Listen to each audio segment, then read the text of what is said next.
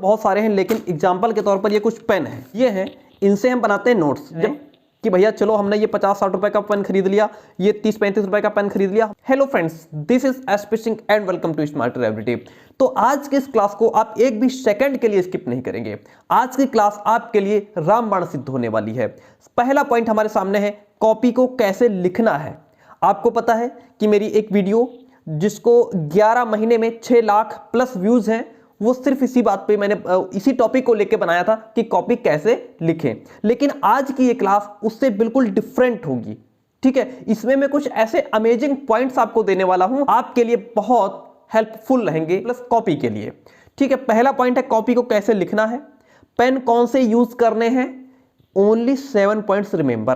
केवल 7 पॉइंट आपको देके जाऊंगा और ये 7 पॉइंट आपकी परसेंटेज को ऊंचाइयों पर पहुंचाने का काम करेंगे। तो आपको पता है स्टूडेंट्स बहुत पढ़ते हैं, किताबें रट लेते हैं, इजी नोट्स रट लेते हैं, लेकिन उसके बावजूद भी उनके मार्क्स कम रह जाते हैं। और वहीं पर कुछ ऐसे स्टूडेंट्स होते हैं जो ना पढ़ाई करते हैं ना कॉलेज आते हैं, उसके बावजूद भी उनका रिजल्ट अच्छा हो जाता है। क्या कारण होता है?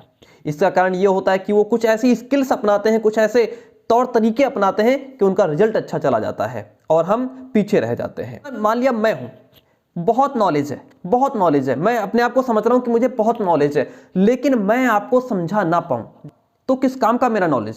उसी प्रकार से जिस प्रकार स्टूडेंट कहता है कि मुझे बहुत नॉलेज है, मैंने सब पढ़ लिया है, और एग्जाम में कॉपी लिखने के बाद अगर आप एग्जामिनर को सेटिस्फाई ना कर पाओ तो किस काम का आपका नॉलेज? अगर एग्जामिनर आपकी कॉपी से खुश ना हो तो किस काम का आपका नॉलेज? इसीलिए हमको कॉपी लिखते समय कुछ स्मार्ट तरीके से काम करना होता है। वहां पे कॉपी लिखते समय हार्ड वर्क नहीं करना है, वहां पे आपको स्मार्ट तरीके से काम करना है ताकि आप एग्जामिनर के सामने आपकी छवि अच्छी हो। क्योंकि जो कॉपी होती है वो एग्जामिनर के सामने आपका चेहरा होती है। एग्जामिनर उस कॉपी को देख करके ही आपके चेहरे को देख लेता है, पहचान लेता है कि बच्चा अच्छा है या कैसा है। चलिए मैं आपको एक एक करके सारे पॉइंट्स बताता हूं। सो पहला जो पॉइंट हमारा वो है टाइम मैनेजमेंट। टाइम को कैसे मैनेज करना है? देखिए, अगर मैं यहां पे एक किसी यूनिवर्सिटी को एग्जांपल लेकर के बात करूं तो नहीं बन पाएगा, क्योंकि सभी यूनिवर्सिटीज का सिस्टम चेंज हो गया है। कहीं पे ऑब्जेक्टिव भी आ गए हैं, सब्जेक्टिव भी आ गए हैं, शॉर्ट, वेरी शॉर्ट, लॉन्ग, इस प्रकार से ऑब्जेक्टिव भी डाल दिया है, तो सबका सिस्टम चेंज हो गया है। अब ये आपको खुद समझना होगा कि टाइम को कैसे मैनेज करना है। 3 घंटे के अंदर 3 घंटे का टाइम है, कहीं पे 2 घंटे का टाइम है। अगर मैं 3 घंटे के हिसाब से बताऊं या 2 घंटे के हिसाब से बताऊंगा तो बाकी यूनिवर्सिटीज के लिए जो स्टूडेंट्स हैं वो कंफ्यूज रहेंगे। इसलिए मैं सिर्फ इतना बताऊंगा, मैं एग्जांपल के तौर पर बता देता हूं कि आपको कैसे समझना है। मान लीजिए आपको 180 मिनट मिलते हैं, ठीक है, तो आप क्या करेंगे, जैसे एक प्रीवियस ईयर क्वेश्चन पेपर उठा लेंगे, आप उसका फॉर्मेट समझ लेंगे कि किस तरीके से हमारा पेपर आएगा। फिर उसके अगर पेपर हमारा 120 मिनट का है, 2 घंटे का है या 1.5 घंटे का है, तो इनको आप क्या करेंगे, क्वेश्चंस में डिवाइड कर लेंगे। मान लिया आपके यहाँ पेपर आता है वेरी शॉर्ट में आता है, ठीक है, या फिर शॉर्ट में आता है, लॉन्ग भी उसमें आते हैं, तो आप इन मिनट्स को इसमें डिवाइड कर लेंगे कि चलो वेरी शॉर्ट में एक क्वेश्चन में हम क्या करेंगे, 2 मिनट लगाएंगे, या शॉर्ट में क्या लगाएंगे हम, में आप 10 मिनट लगा देंगे, है ना, यहाँ पे आप 5 मिनट लगाएंगे, लॉन्ग में आप मान लिया 15 मिनट लगाएंगे। इस प्रकार से आप डिवाइड कर लेंगे, ठीक है। जितना भी जैसे भी आपके यहाँ पेपर आता है उसी हिसाब से आप, और जो हमारे एग्जाम मान लीजिए ऑब्जेक्टिव टाइप है, आपको पर क्वेश्चन 1 मिनट पे करना है, देना है ना। इसी प्रकार से आप अपने हिसाब से टाइम को मैनेज करके रखना है। कॉपी लिखते समय इस बात को ध्यान रखना कि टाइम से 10 मिनट पहले आपकी कॉपी जो है कंप्लीट हो जानी चाहिए। इस प्रकार से आप डिवाइड कर लेना टाइम के अकॉर्डिंग। सेकेंड पॉइंट हमारा है writing speed with writing skill. ये क्या है? इसका मतलब ये है कि देखिए, हम 3 घंटे बहुत स्पीड से लिखते हैं, बड़ी मेहनत से लिखते हैं, है ना, उसके बाद और फिर 3 घंटे हमको 3 मिनट जैसे लगते हैं, पता ही नहीं चलता है, घड़ी देखते रहते हैं, टाइम एकदम पता ही हवा जैसे उड़ जाता है। तो यहाँ पे आपकी राइटिंग स्पीड बहुत अच्छी होनी चाहिए। स्पीड अच्छी कैसे होगी? जब आप घर पे रोज प्रैक्टिस करेंगे तभी राइटिंग स्पीड अच्छी होगी, ठीक है। राइटिंग स्पीड आपको बहुत अच्छी रखनी है। और राइटिंग स्किल, आपकी राइटिंग अच्छी होनी चाहिए। स्किल का मतलब राइटिंग कौशल आपको आना चाहिए, लेखन शैली आपकी अच्छी होनी चाहिए। अगर आपको अच्छे मार्क्स लाने हैं तो राइटिंग पर बहुत अच्छा फोकस करना, राइटिंग स्पीड आपकी बहुत अच्छी हो, प्लस लेखन शैली आपकी अच्छी होनी चाहिए। तीसरा पॉइंट पेन। अब आप कहेंगे सर ये पेन वाला क्या पॉइंट है, ये तो सब जानते हैं पेन से लिखना है। प्यारे दोस्तों नहीं, सुनिए मेरी बात। बहुत सारे स्टूडेंट्स जो बीएड में आ गए हैं लेकिन उनको ये नहीं पता है कि कौन सा पेन एग्जाम में चलाना चाहिए। मैं आपको आज दिखा देता हूं। जैसे मेरे पास पेन तो बहुत सारे हैं लेकिन एग्जाम्पल के तौर पर ये कुछ पेन है, ठीक है। देखिए ये पेन है। मैं जब नोट्स बनाता हूं तो इनसे बनाता हूं, जो ट्राइमेक्स है, ये आप देख पा रहे हैं, ये जो ट्राइमेक्स हैं इनसे मैं बनाता हूं नोट्स, ठीक है। ये 3 पेन है, ये है, इनसे हम बनाते हैं नोट्स जब हमको आराम से और स्लो लिखना होता है, बढ़िया लिखना होता है, ठीक है। ये है प्लस ये है, ठीक है। ये हमारे काम आते हैं किसमें, नोट्स बनाने में। लेकिन अगर हम इनको एग्जाम में लेकर के चले जाएं कि भैया चलो हमने ये 50-60 रुपए का पेन खरीद लिया, ये 30-35 रुपए का पेन खरीद लिया, हमारी राइटिंग बहुत अच्छी हो जाएगी। अरे भैया नहीं होगी। इनसे राइटिंग अच्छी होती है जब आप घर पे बैठ करके बढ़िया नोट्स बना रहे होते हो, तब ये पेन काम आते हैं। एग्जाम हॉल के अंदर ये पेन काम नहीं आते हैं सर, ठीक है। एग्जाम हॉल के अंदर काम क्या आता है सर, काम देखिए मैं बताता हूं क्या आता है। मैंने जो अपना बीएड एग्जाम दिया है वो इनसे दिया है। ये 3 रुपए का पेन है ना, ये 6 रुपए हो गए ना।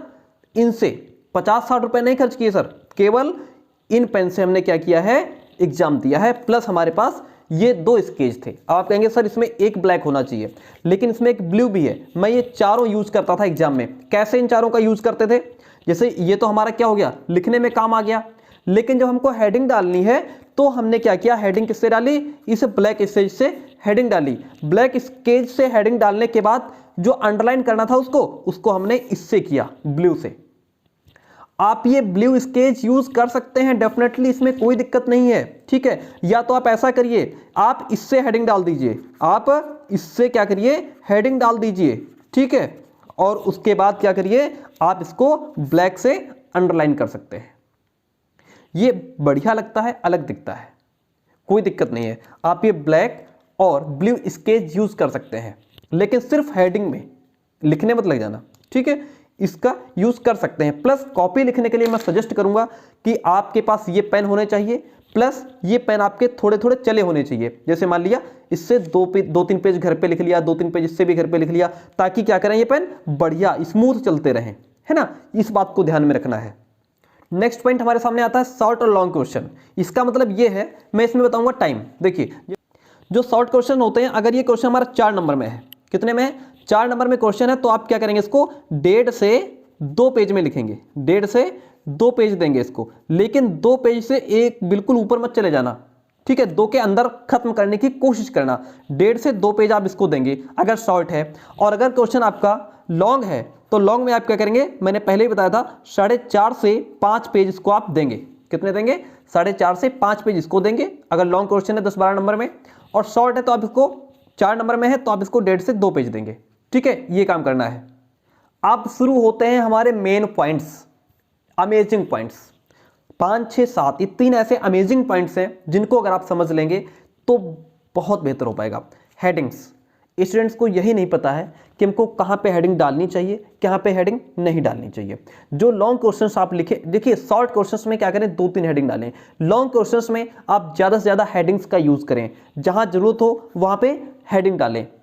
इस बात को ध्यान में रखना, क्योंकि हेडिंग डालेंगे तो आप पैराग्राफ भी चेंज करेंगे, है ना। उससे क्या होगा, एग्जामिनर का जो है सीधा फोकस हेडिंग पे जाएगा। ये हेडिंग आपकी अच्छी पड़ी होनी चाहिए। हेडिंग के अंतर्गत जो आप लिखेंगे ना, वो भले इतना सटीक ना हो, आपको याद ना हो, लेकिन अगर सोचिए अगर एग्जामिनर जितनी भी कॉपियां चेक कर रहा है सबके अंदर पढ़ने लग जाए तो उसका दिमाग क्या हो जाएगा, दिमाग का दही हो जाएगा और कुछ नहीं, है ना। तो हेडिंग के अंदर एग्जामिनर बस ऐसे ही लाइन बस नजर मारता है, पढ़ता नहीं है ना। हेडिंग आपकी बहुत अच्छी पड़ी होनी चाहिए, इस बात को ध्यान रखना। हेडिंग आप रट करके जाएंगे घर से, हेडिंग्स बहुत अच्छी पड़ी होनी चाहिए, उसके अंतर्गत आपका जो लिखा है वो चल जाएगा, कोई दिक्कत नहीं है। हेडिंग डाल के बस उसको क्या करना, अंडरलाइन कर देना। 6 नंबर पॉइंट हमारा की पॉइंट्स। की पॉइंट्स वो होते हैं जो हमारे पैराग्राफ से रिलेटेड या जो टॉपिक उस क्वेश्चन में पूछा गया है वहां से रिलेटेड होते हैं, ठीक है। जो भी टॉपिक पूछा गया है उससे मेन जो पॉइंट्स होते हैं वो आप क्या करें, बीच बीच में डालते चलें ब्लैक पेन से, ठीक है। मान लीजिए आप लिख रहे थे, आपका पैराग्राफ यहाँ पे खत्म हो गया, ठीक है, फिर एक लाइन छोड़ दीजिए, वहां पे आपका अगर कोई की पॉइंट्स आपको याद आ रहा है, बेहतर पॉइंट आपको याद आ रहा है, तो आप क्या कीजिए, ब्लैक पेन से ऐसे इन्वर्टेड में उसको लिख दीजिए, क्लोज कर दीजिए। इन की पॉइंट्स को याद रखिए। जब की पॉइंट्स का बहुत बेहतर फर्क पड़ता है, इससे पता लगता है कि बच्चे को नॉलेज है। ठीक है, इस बात को ध्यान रखना। चलिए लास्ट पॉइंट जो कि अमेजिंग पॉइंट है, सबसे इंपॉर्टेंट और last point, para change skill. प्यारे दोस्तों, पैरा चेंज स्किल सबको नहीं आती है, लेकिन आपको सीखना पड़ेगा। पैरा चेंज स्किल क्या होती है कि जहां पे आपको पता हो कि हमारी बात अब यहां पे खत्म हो रही है, तो जहां पे बात खत्म हो वहां पे आप पैरा चेंज करें। पैरा यहां पे खत्म हो गया, बात हमारी खत्म हो गई, हम क्या करेंगे, एक लाइन इसके नीचे छोड़ देंगे और फिर से आप अपना पैरा लिखना शुरू करेंगे। ठीक है, फिर पैरा खत्म हो जाएगा, उसके बाद एक लाइन छोड़ देंगे, फिर अपना नया पैरा स्टार्ट करेंगे। इस बात को ध्यान रखना कि आप जो पैरा चेंज करेंगे तो उसकी पहली दूसरी लाइन अच्छी लिखी होनी चाहिए, बाकी बाद में चल जाता है। ठीक है, तो पैरा चेंज स्किल आपको आनी चाहिए कि कहां कहां पे पैराग्राफ चेंज करना है, कहां पे हमें पूर्ण विराम लगाना है। बहुत अच्छी लाइन याद आ रही है तो पैराग्राफ के अंदर भी आप लिख सकते हैं। पैराग्राफ के अंदर आप उस जो अच्छी लाइन आपको याद आ रही है उसको लिखने के बाद ब्लैक पेन से आप उसको इन्वर्टेड में क्या करेंगे, क्लोज कर देंगे। ठीक है, इससे एग्जामिनर पर आपकी अच्छी छवि बनती है, वो जान जाता है कि बच्चा बहुत अच्छा है। सो गाइस, ये थे हमारे आज के 7 पॉइंट्स। क्या थे? पहला था टाइम मैनेजमेंट। आप टाइम अपने हिसाब से मैनेज करके चलिएगा। पहले ही पेपर का फॉर्मेट समझ लेना, आपको बात क्लियर हो जाएगी, आप टाइम को जल्दी मैनेज कर पाएंगे। Writing speed with writing skill, writing अच्छी रखना, बहुत स्पीड रखना। यूज बॉल पेन, ठीक है, केवल बॉल पेन यूज करना है, जेल ट्राइमेक्स वगैरह नहीं यूज करना है। उसके बाद शॉर्ट क्वेश्चन और लॉन्ग क्वेश्चन के लिए जितना टाइम बताया है उस हिसाब से आप लिखेंगे। हेडिंग्स को प्रॉपर डालेंगे, आप याद रखेंगे कहां पे हेडिंग डालनी है। जो मेन पॉइंट्स हो, की पॉइंट्स हो, उनको बहुत ध्यान रखना और बीच बीच में डालते चलना, अमेजिंग कर पाएंगे आप। पैरा चेंज स्किल आपको आनी चाहिए, ध्यान रखना कहां पे पैरा चेंज करना है, कहां पे पैरा स्टार्ट करना है। तो गाइस, कैसे रहे आज के हमारे 7 पॉइंट्स? अगर क्लास पसंद आई हो तो प्लीज वीडियो को लाइक कर दीजिए, चैनल पर सब्सक्राइब कर लीजिए। मिलते हैं बहुत जल्दी नेक्स्ट क्लास में।